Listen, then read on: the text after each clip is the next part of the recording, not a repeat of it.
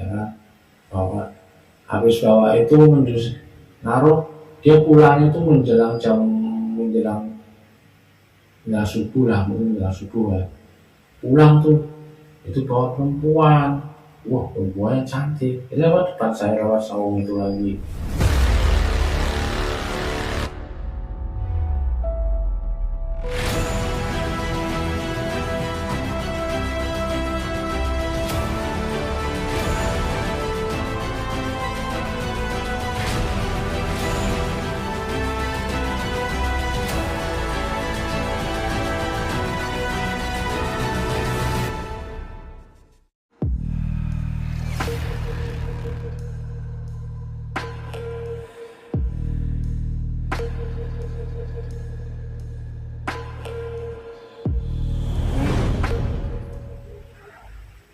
Saya bakar sampahnya, saya pulang tangan kosong.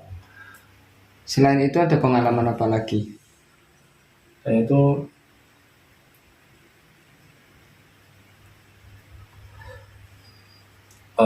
kena gendam, ya ujungnya duit juga itu dari RB. Dari RB itu rantai babi, ada OT, rantai babi itu rantai cukur. Di situ saya kayak kena gendam, duit sudah muncul, dibelanjakan bisa, cuma pas dibelanjakan ya dia yang ngambil itu, yang ngambil duitnya, bukan saya. Dari situ saya ambil ini belanjakan, saya bawa. OT-nya alasannya saya mau cari alat dulu, ada yang kurang.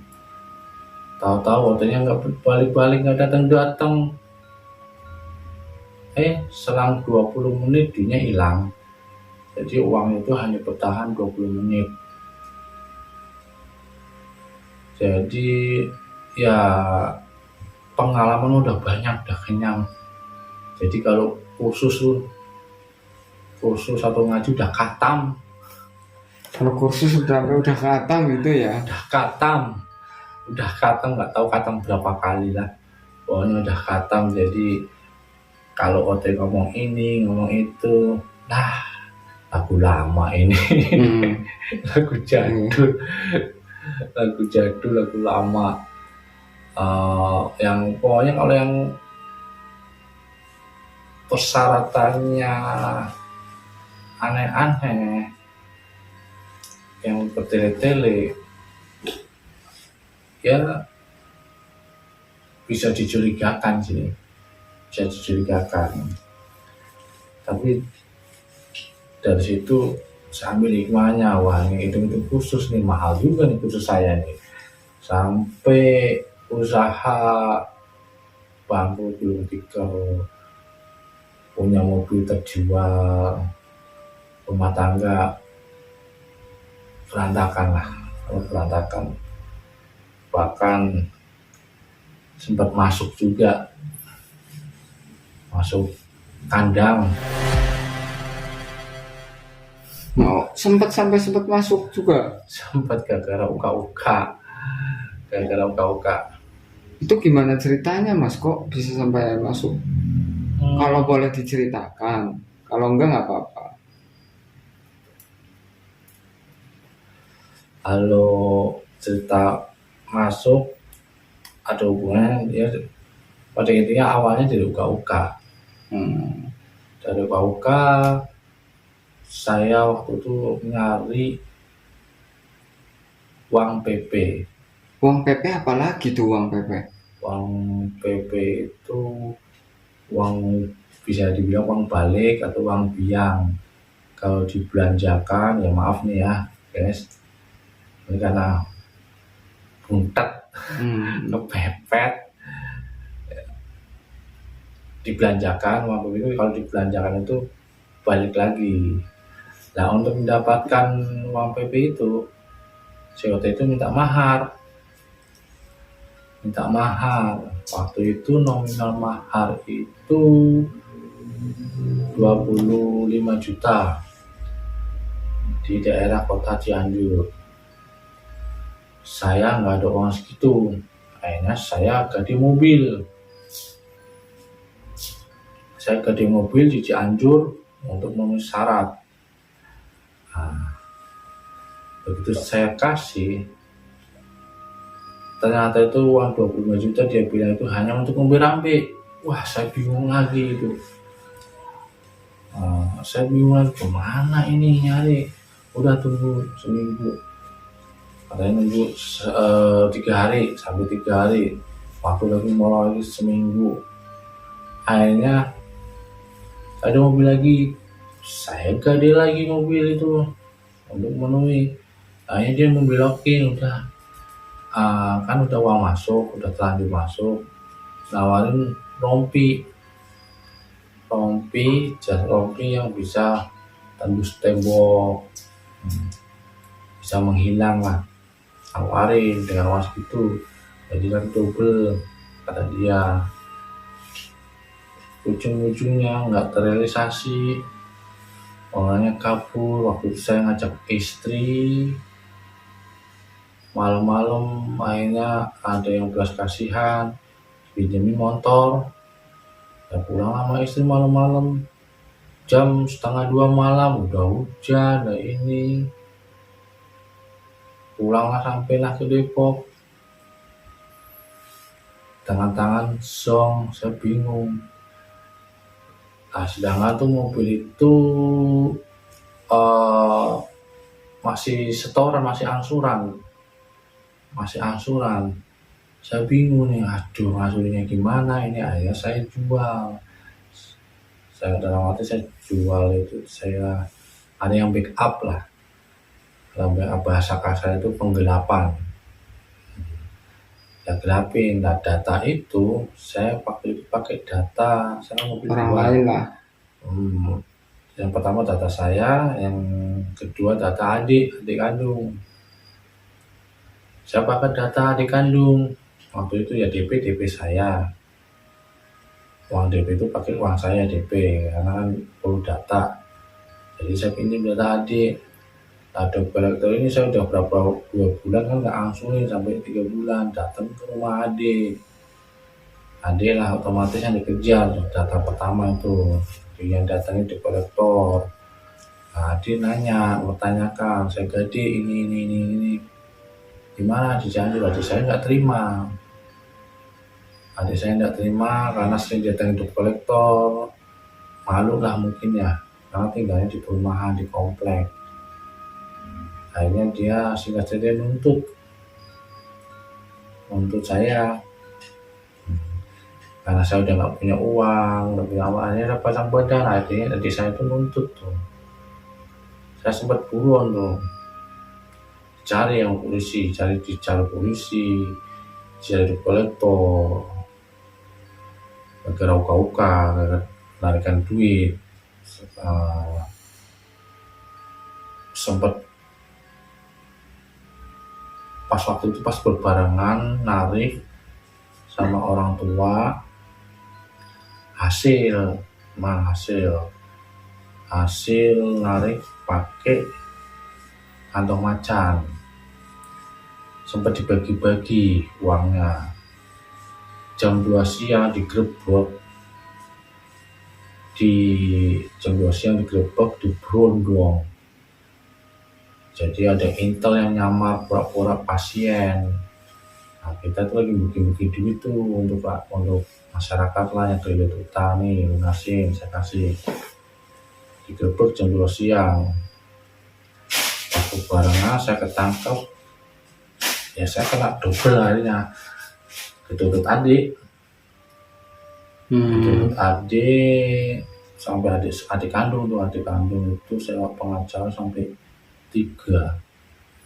Dengan sombongnya, dengan menang-menang mampu, tuntutlah. Akhirnya saya mendekam, harus keluar, harus ada duit 100 juta. Ya saya nggak punya duit. Ya udah, saya pasang badan, masuklah. Tapi di sini ada hikmahnya.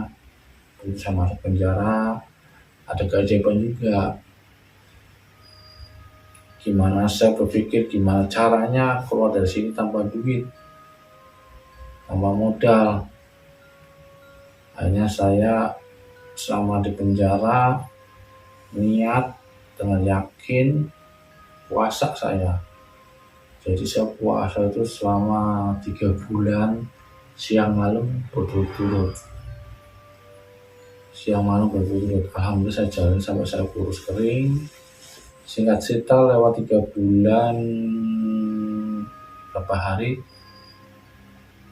saya dipanggil, saya bebas tanpa yang menjamin, tanpa uang jaminan, hanya butuh tanda tangan untuk menjamin. Akhirnya kakak saya dari Jawa menjamin saya, tanda tangan, keluar. Polisi juga sampai bingung. Ini baru kali ini saya puluhan tahun ngabdi jadi petugas di sini. Jaksa, hakim gak doyan duit kamu. Saya gituin kan, kamu tuh selama di sini tuh ngapain? Aneh saya. Dia dapat informan dari polisi, dapat informan itu dari seruangan saya, sekamar saya. Benar kamu katanya puasa ya? Ya saya bilang, iya puasa apa kamu? Ya niat aja puasa sunnah gitu. Apa maksudnya puasa sunnah? Soalnya saya tahu tuh nggak ada puasa setiap hari. Yang tahu saya sehari puasa, sehari enggak, sehari puasa, sehari enggak. Ini kamu tiap hari. Bahkan siang malam kamu puasa. Makan berapa sekali? Makan sekali. Puasa apa ya? Puasa sunnah. Saya pengen bebas dari sini. Pantas diakuin, alhamdulillah saya diakuin. Doanya apa? Biar yang lain bisa niru. Ntar saya kasih tahu gitu. Nggak ada doa, cuma niat ingin bebas dari sini. Kedua pengen kumpul kembali sama keluarga, pengen meluk anak, meluk istri. Yang utama itulah, intinya itulah. Hanya singkat cerita, alhamdulillah bebas sampai sekarang. Dulu memang sempat buron 2 tahun buron. Sempat 2 tahun ya. Jadi memang buat teman-teman sampai hati-hati ya kalau bermain dengan hal-hal yang seperti itu.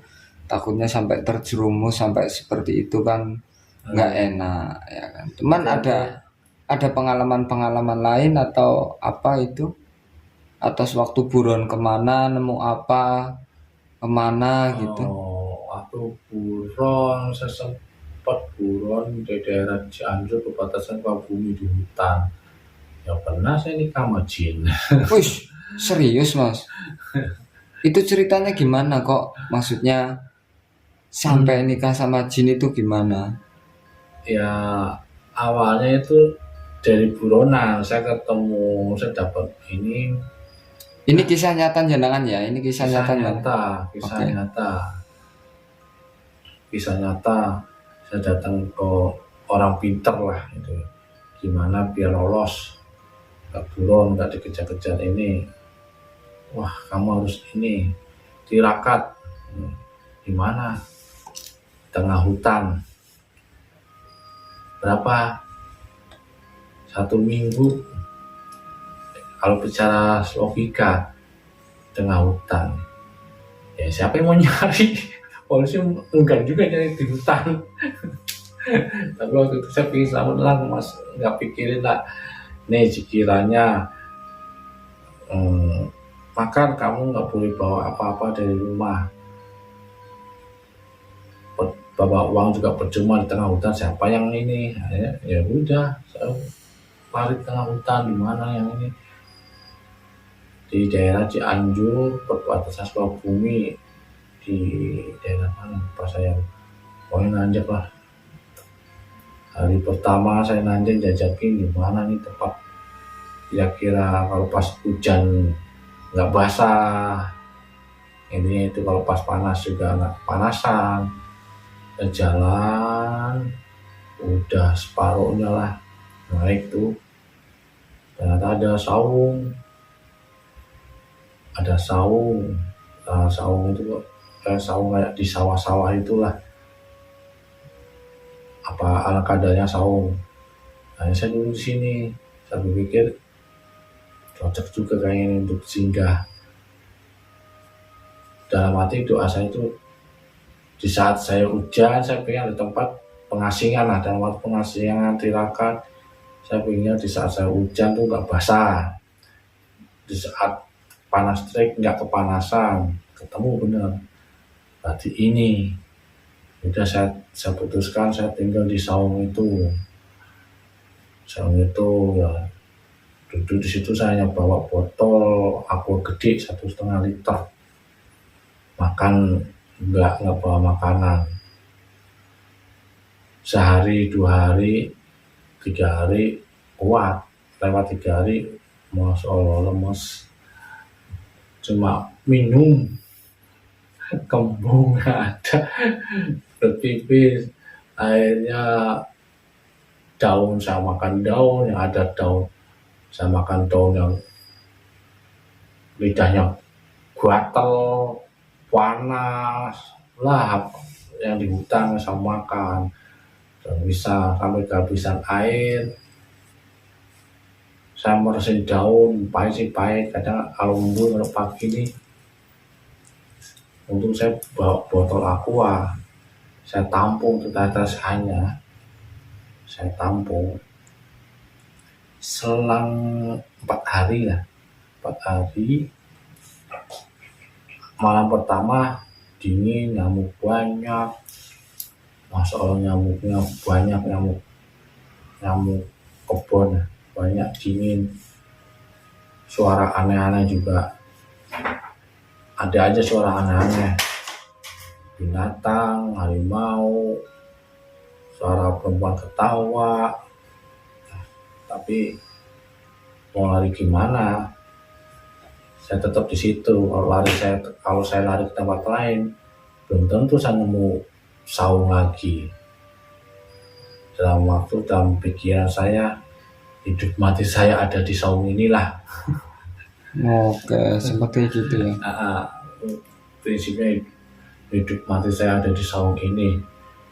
Belum tentu saya lari ketemu saung kayak gini. Nggak ada kompas. Nggak ada kompas. Bawa handphone memang, cuma nggak ada sinyal. Cuma saya lihat jam aja buat nyentel. Tapi kalau seiringnya waktu berjalan lowbat. Nah, terus di hari kelima itu makannya gimana?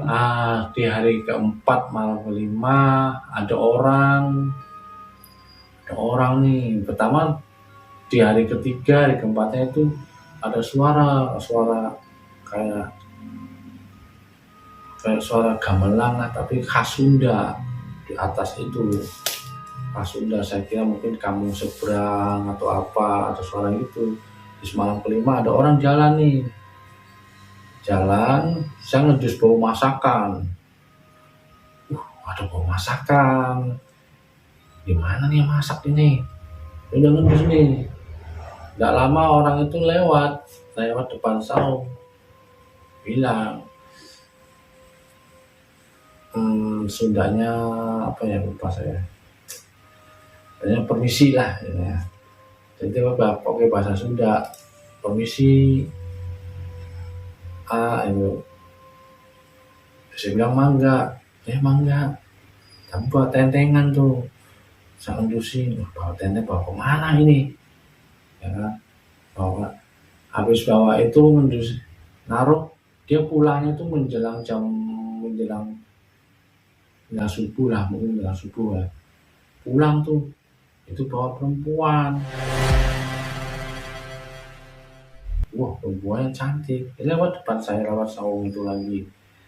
Saya nggak mikir itu waktu itu. Mau pulang, saya mikir tuh, itu makanan itu yang dibawa dikemanain, taruh di mana. Saya andusin tuh. Pertama saya ikutin, taruh di mana nih? Besok ada lagi datang, bawa juga. bawah juga. Pas itu ini pasti ada orang lewat nih, saya ngumpet lewat, saya ikutin tuh orang itu, saya ikutin ke atas. Ternyata di atas ada gua, masakan itu taruh di gua itu. Saya tungguin dia keluar dari gua. Orang itu bawa perempuan cantik juga. Berangkatnya nggak bawa perempuan cantik, Enggak bawa perempuan. pulangnya bawa perempuan cantik. Pulangnya bawa perempuan cantik keluar dari gua. Saya berpikir waktu itu, ya pas saya ngintip, saya nungguin itu emang ada suara gamelan, tapi khas Sunda. Ada suara itulah, gamelan khas Sunda. Saya berpikir, wah ini gua barbar juga nih, barang apa diskotik. Saya berpikir itu, saya nggak berpikir lagi, saya pikirnya fokus ke makanannya. Begitu dia udah jauh, saya menggunakan diri masuk ke gua, bener ada makanan di situ. Saya makan, nasi saya nggak makan, saya ambil tuh, ada telur, ayam, saya ambil lah, saya bawa ke saung, saya makan tuh, saya makan, saking laparnya habis makanan. Besoknya saya belum lagi, pas asar bilang maghrib malam pokoknya udah gelap lah, entah jam berapa udah gelap. Itu ada suara harimau, ada ngeraung harimau dari semak-semak tuh nyala. Apaan? Begitu saya deketin, keluarlah dari semak-semak